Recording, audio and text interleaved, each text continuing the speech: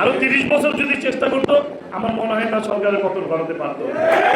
এই দেশে এনসিপির হাত ধরে কিন্তু বাংলাদেশের স্বৈরাচারী, শুধু বাংলাদেশ বলবো না, পৃথিবীর ইতিহাসে সবচেয়ে নিকৃষ্টতম স্বৈর শাসকের পতন ঘটতে সক্ষম হয়েছে। আমি যদি এই রাজনৈতিক দলের সাথে 30 বছরের যে আমার সংসার ছিল, আমি তাদের এই 30 বছরের সংসারের সমাপ্তি ঘটিয়ে আমি নতুন রাজনৈতিক সংগঠন যারা ইতিমধ্যে সারা বাংলাদেশে স্বীকৃতি পেয়েছে, জনগণের আস্থায় নিয়েছে, জনগণের ভালোবাসায় উত্তীর্ণ হয়েছে, জনগণ যাদেরকে পছন্দ করে এই এনসিপির পতাকা আমি ঐক্যবদ্ধ হয়েছি।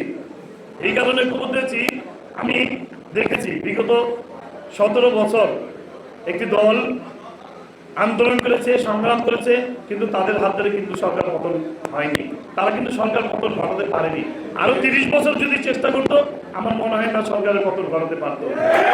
এই দেশে এনসিপির হাত ধরে কিন্তু বাংলাদেশের স্বৈরাচারী, শুধু বাংলাদেশ বলবো না, পৃথিবীর ইতিহাসে সবচেয়ে নিকৃষ্টতম স্বৈর শাসকের পতন ঘটতে সক্ষম হয়েছে। এবং বৈষম্য বৃদ্ধি ছাত্র আন্দোলনের মাধ্যমে কিন্তু আজকে আমরা নতুন করে নবরূপে আমাদের সার্বভৌমত্ব রক্ষা করতে সক্ষম হয়েছি।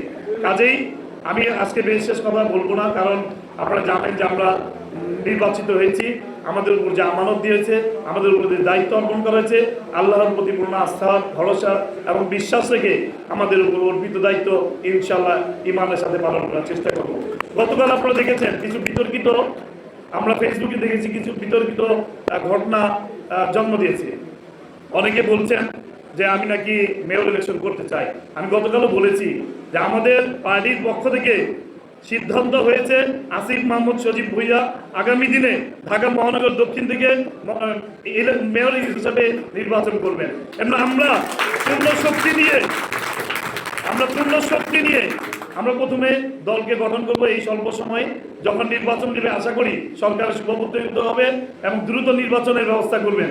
যদি কোনো ধরনের তালবাহানা করেন তাহলে আমরা কিন্তু এদেশের জনগণ কিন্তু মানবে না।